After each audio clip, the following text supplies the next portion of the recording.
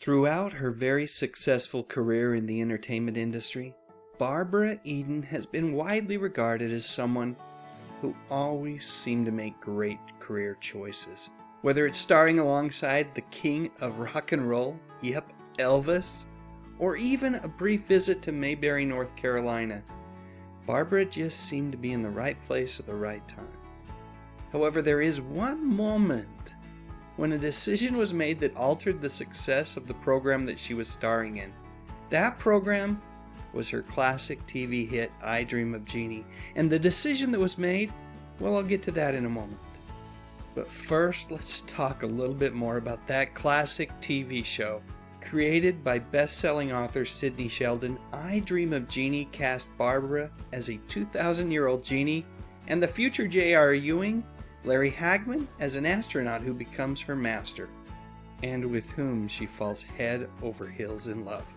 The show originally aired on NBC and ran for 139 episodes during its 5 seasons. Truth be told, I Dream of Jeannie was NBC's answer to Bewitched, which ran on ABC. At the time, American audiences were looking for escapist fare, anything to take their minds off of the tumultuous events taking place in the world around them. And I Dream of Jeannie did exactly that. It was lighthearted, the characters were kind and good, and although chaos often ensued for much of each episode, there always seemed to be a happy ending. A topic for another video on another day is the network's insistence that Eden cover her belly button at all times. For some reason back then, seeing someone's belly button was considered somewhat scandalous. If I remember correctly, Dawn Wells dealt with a similar issue on Gilligan's Island. These days, well, let's just say it's no big deal.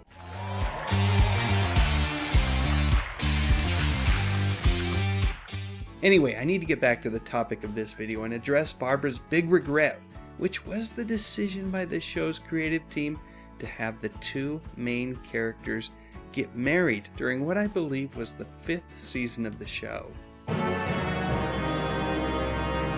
You know, if you want to kill off a show, well, just have the 2 main characters get married. For whatever reason, audiences tend to drop like flies once the romantic tension is eased by way of a wedding ring and a promise to be true.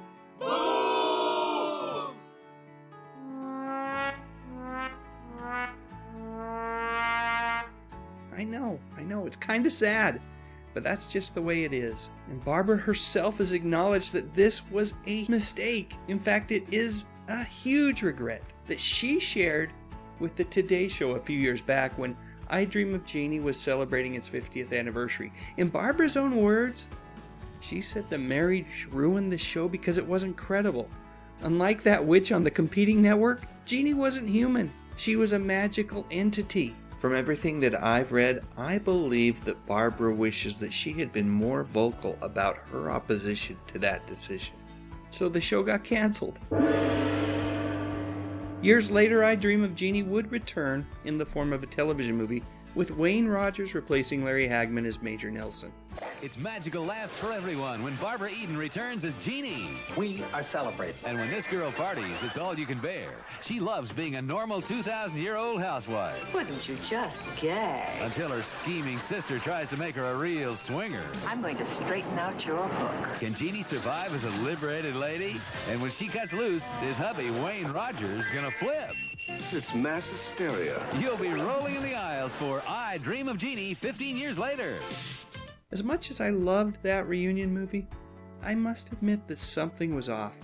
Not blaming Wayne Rogers here, he's a great actor. I loved him as Trapper John on MASH. But Hagman, he was sorely missed. Alright, let's stop here. Were you a fan of I Dream of Jeannie? And do you agree with Barbara Eden that Jeannie shouldn't have gotten married? While it was definitely one of her big regrets, if you're a fan of the show and love that these 2 lovebirds finally tied the knot, well, it doesn't have to be one of yours. Anyway, please share your memories in the comments section below, and if you liked this video, I'd appreciate it if you gave it a thumbs up and maybe even shared it on Facebook or Twitter. And while you're at it, what the heck, why not subscribe to the channel? I talk about music, movies, and mostly television from the 50s, 60s, 70s, and 80s. You know, the good stuff. But most importantly, and as always, thank you so much for watching.